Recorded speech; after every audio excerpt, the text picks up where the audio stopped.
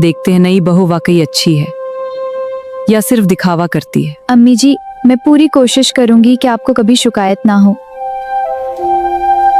सबा का काम जल्दी हो जाए तो सबको आराम रहता है। अभी तो नई आई है, बाद में पता चलेगा। आटा गिर गया। कोई बात नहीं अम्मी जी, मैं भी साफ कर देती हूँ। तुम्हें गुस्सा नहीं आया?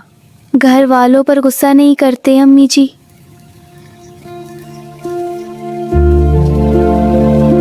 अम्मी जी, मैं अभी दवा और पानी लाती हूँ। बहुत अच्छी बेटी हो मेरी। तुम पूरा दिन थक जाती हो फिर भी मेरा ख्याल रखती हो। आप मेरी माँ जैसी हैं अम्मी जी।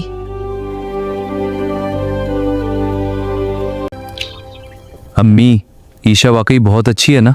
हाँ बेटा, ऐसी बहू नसीब वालों को मिलती है। बेटी, तुमने मेरा इम्तिहान नहीं मेरा दिल जीत लिया। अम्मी जी, बस आपकी मोहब्बत चाहिए थी।